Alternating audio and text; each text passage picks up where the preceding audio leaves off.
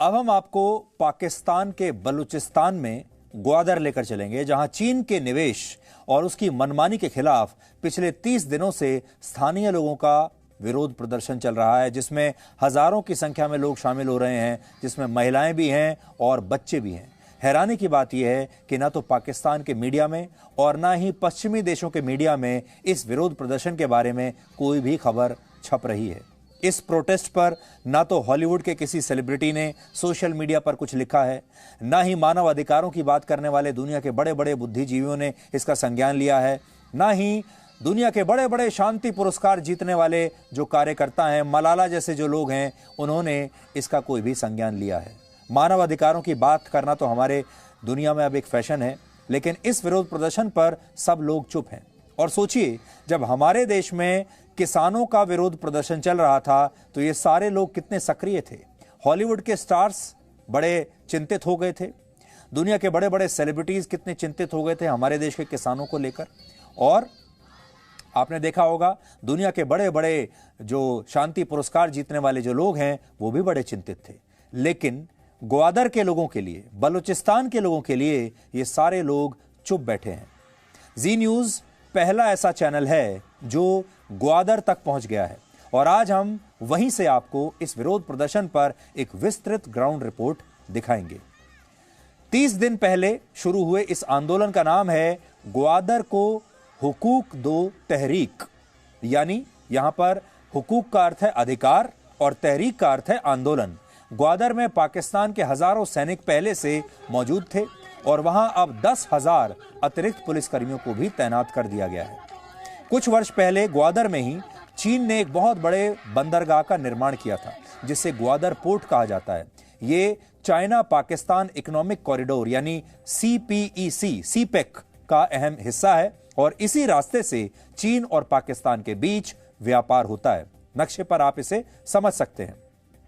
लेकिन अब ग्वादर में चीन का जबरदस्त विरोध शुरू हो गया है, क्योंकि बलूचिस्तान के लोगों को लगता है कि चीन उन्हें अपना गुलाम बना भी रहा है और भविष्य में उन्हें पूरा गुलाम बना लेगा। सोचिए, कितनी अजीब सी बात है कि किसी आजाद देश में, स्वतंत्र देश में, किसी दूसरे देश के इंटरफेरेंस को लेकर, किसी दूसरे देश के निवेश को लेकर इतना प्रदर्शन उस देश के अपने नागरिक कर रहे हैं।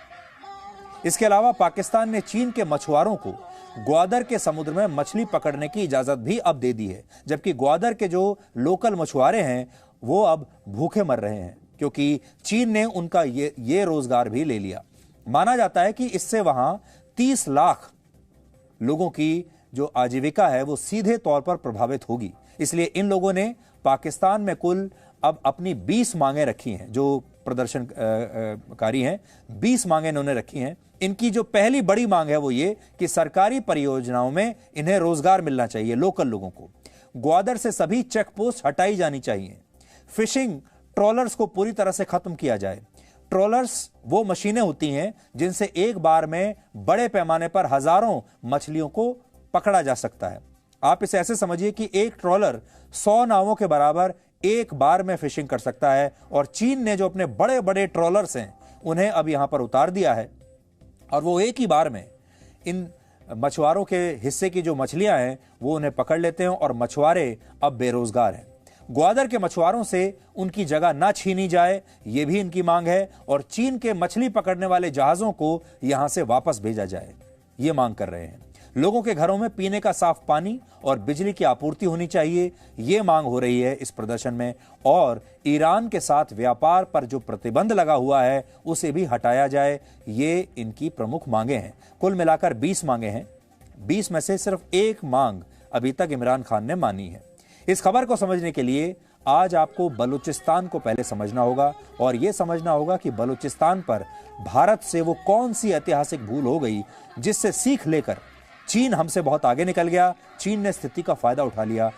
ये बहुत दिलचस्प कहानी है जो आपको बहुत ध्यान से सुननी चाहिए। और कहानी सुनाने से पहले आपको ये बता दें कि अगर भारत ने आजादी के समय ये गलती ना की होती तो आज बलूचिस्तान भारत का हिस्सा होता। सोचिए, कल्पना करके देखिए कि बलूचिस्तान भारत का ही एक और राज्य होता तो क्या होता। और ये हो सकता था।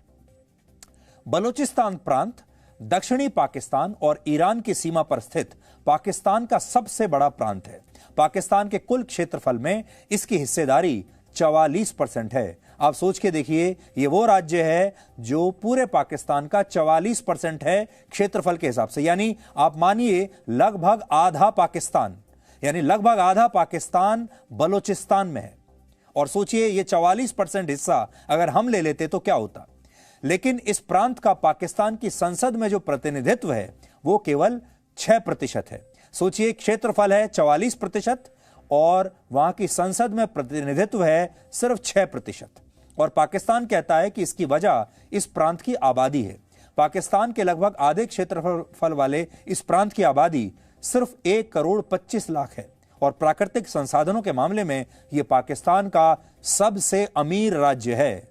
यहां तांबा है, गैस है और कोयले के बड़े बड़े भंडार हैं। लेकिन सोचिए, प्राकृतिक रूप से इतना धनी और संपन्न होने के बावजूद पाकिस्तान में सबसे ज्यादा गरीबी इसी राज्य में है, बलूचिस्तान में। और इस गरीबी का कारण है खुद पाकिस्तान। आज से 1400 वर्ष पहले यह इलाका मकरान नाम से लोकप्रिय था, मकरान नाम से जाना जाता था। और इस इलाके पर सिंध के राय राजवंश का नियंत्रण था। राय राजवंश, यह बात उस समय की है जब इस इलाके में इस्लाम धर्म नहीं पहुंचा था। यहां ज्यादातर आबादी या तो हिंदू थी या बौद्ध धर्म के लोग यहां बड़ी संख्या में हुआ करते थे। बलूचिस्तान की बात बता रहे हैं आपको। फिर 7वीं शताब्दी में जब अरब में इस्लाम की स्थापना हुई, उसके बाद अरब से आए विदेशी आक्रमणकारियों ने इस इलाके पर हमला किया और धीरे धीरे इस इलाके की पूरी डेमोग्राफी बदल दी। इस क्षेत्र में हिंदू और बौद्ध धर्म का वर्चस्व समाप्त हो गया और फिर इस्लाम धर्म की जड़ें यहां पर मजबूत हो गई, जो आज भी हैं। वर्ष 1783 में जब भारत पर ब्रिटिश सरकार का कब्जा हो रहा था, उस समय बलूचिस्तान रियासत के शासक मीर नूरी नसीर खान बलोच वो थे। उनका नाम था मीर नूरी नसीर खान बलोच और उन्होंने यहां के ग्वादर बंदरगाह को ओमान के सुल्तान को बेच दिया। ओमान से ग्वादर बंदरगाह की दूरी ज्यादा नहीं है, इसे आप इस नक्शे के जरिए समझ सकते हैं। ये जो बंदरगाह है ये ओमान के बहुत करीब है और इसीलिए यहां के शासक ने इस बंदरगाह को ओमान के सुल्तान को बेच दिया। उस समय बलूचिस्तान की इस रियासत को कलात खानत कहा जाता था और आजादी से पहले अंग्रेजों के शासनकाल में भारत में जो 565 रियासतें थीं, ये भी उन्हीं में से एक रियासत थी। तो आपको यह बात जाननी है, ये बलूचिस्तान जो है ये भी उन्हीं रियासतों में से एक थी जो 565 रियासतें थीं जिनसे जो ब्रिटेन के शासन में आती थी। हालांकि इस रियासत ने भारत की आजादी में कोई हिस्सा नहीं लिया। यह रियासत हमेशा से खुद को आजाद यानी स्वतंत्र मानती थी। वर्ष 1947 में जब भारत और पाकिस्तान का बंटवारा हुआ, तब इन सभी रियासतों को 2 विकल्प दिए गए थे। आपको याद होगा, सारे 565 रियासतों को 2 विकल्प दिए गए थे।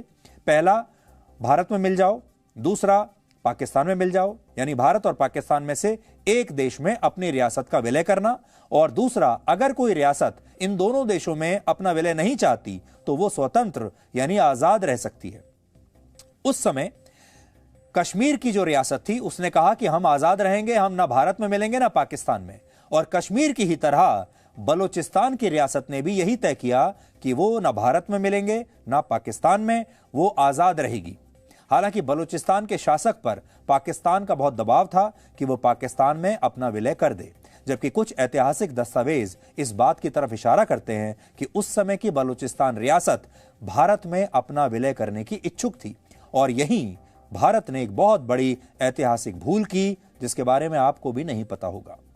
27 मार्च 1948 को जवाहरलाल नेहरू के करीबी माने जाने वाले वीपी मेनन ने ऑल इंडिया रेडियो पर देश को यह जानकारी दी कि बलूचिस्तान के शासक ने भारत में अपनी रियासत के विलय का प्रस्ताव भेजा है, लेकिन भारत इस प्रस्ताव को खारिज करता है और भारत का बलूचिस्तान से कोई लेना देना नहीं है। इस बात से तब के भारत के गृह मंत्री सरदार वल्लभ भाई पटेल इतना नाराज हुए कि उन्होंने तुरंत एक स्पष्टीकरण जारी करते हुए यह कहा कि भारत को ऐसा कोई प्रस्ताव मिला ही नहीं है। लेकिन बहुत सारे इतिहासकार मानते हैं कि उस समय बलूचिस्तान के शासक अपनी रियासत को भारत में मिलाने के लिए काफी इच्छुक थे, लेकिन नेहरू ने बलूचिस्तान के महत्व को समझा नहीं।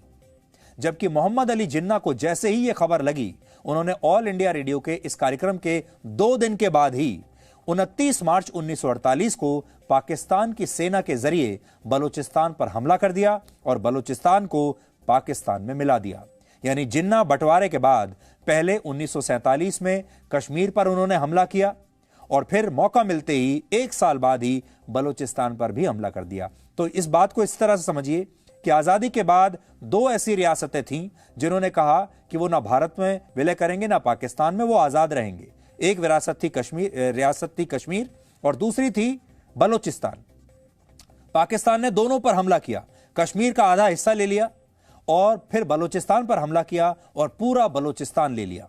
हालांकि इसके बाद भी बलूचिस्तान का ग्वादर पोर्ट ओमान के सुल्तान के कब्जे में ही रहा और ओमान के सुल्तान चाहते थे कि वो इस बंदरगाह को भारत को बेचें, लेकिन फिर उस समय नेहरू सरकार ने इसमें कोई रुचि नहीं दिखाई, जिसके बाद पाकिस्तान ने इस बंदरगाह को 8 दिसंबर 1958 को 30 लाख $, यानी भारतीय रुपए के हिसाब से, आज के हिसाब से 22.5 करोड़ रुपए में खरीद लिया। आज की कीमत 22.5 करोड़ होगी। जी न्यूज पहला ऐसा चैनल है जिसने इसी ग्वादर पोर्ट से इस विरोध प्रदर्शन पर आपके लिए यह ग्राउंड रिपोर्ट तैयार की है, जो आपको इस प्रदर्शन के बारे में बताएगी और इस पर खामोश रहने वाले पश्चिमी मीडिया की पोल भी खोलेगी। वो पश्चिमी मीडिया जिसे हमारे देश के विरोध प्रदर्शनों में तो बहुत दिलचस्पी है। हमारे देश में जब किसानों का विरोध प्रदर्शन होता है या नए नागरिकता कानून को लेकर कोई प्रदर्शन होता है तो ये सारे लोग फ्रंट पेज पर खबर छापते हैं, लेकिन अब पाकिस्तान में इतना बड़ा प्रदर्शन हो रहा है और पूरी दुनिया चुप बैठी है।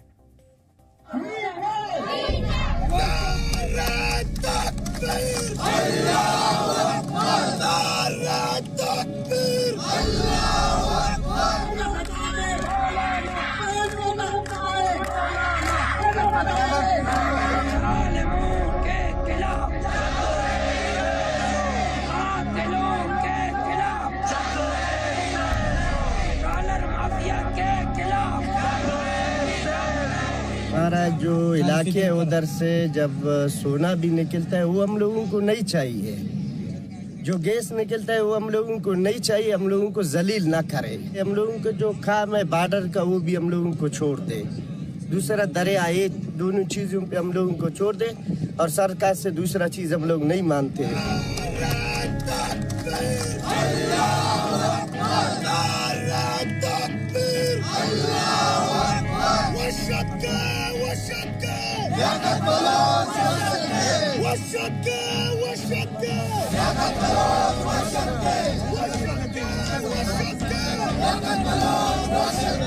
Thousands of women have gathered in Pakistan's southwest port city of Gwadar.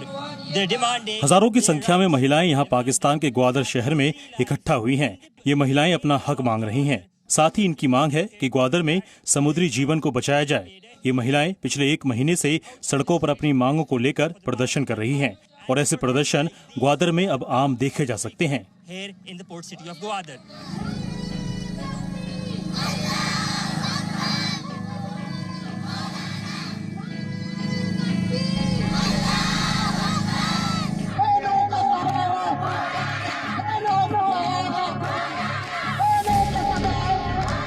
Balochistan के लोग क्यों बाहर हैं? क्यों उन्हें उनकी बुनियादी हुकूक क्यों नहीं मिल रही है? क्या उन्हें तालीम, स्कूल, हॉस्पिटल नहीं मिलने चाहिए? हमें चेक पोस्ट तो नहीं चाहिए जनाब, हमें चेक पोस्ट तो नहीं चाहिए। चेक पोस्ट तो सिक्योरिटी के लिए होती है ना, तो हमारे घरों में घुसने के लिए तो नहीं होती है ना।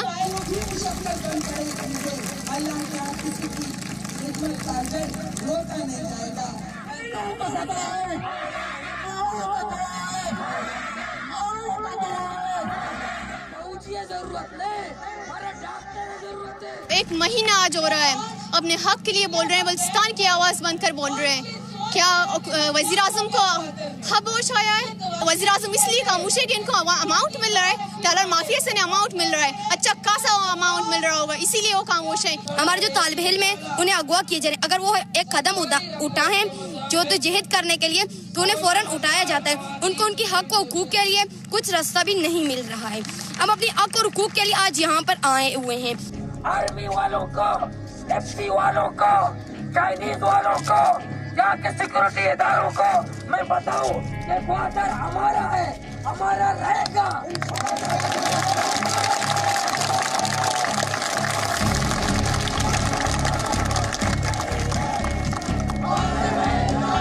यहाँ पर डॉक्टर्स की कमी है, डॉक्टर्स बिल्कुल नहीं है, हॉस्पिटल से डॉक्टर्स नहीं है और इसके लिए हम लोगों को बाहर दूसरे शहरों में जाना पड़ता है। वहाँ तक जाते जाते मरीज दम तोड़ देता है। लोग यहाँ से तो सब चीज़ ले रहे, कमा रहे, लेकिन यहाँ पर ही खर्च नहीं कर रहे। यहाँ के वहाँ कुछ भी नहीं दे रहे फैसिलिटीज।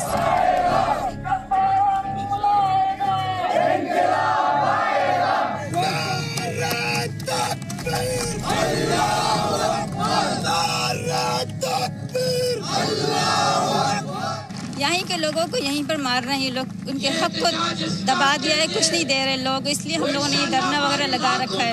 हमारा मुताला ये है कि ग्वादर के अवाम को उसका हक दिया जाए। जब तक हक नहीं मिलेगा हम यहीं पर बैठे रहेंगे।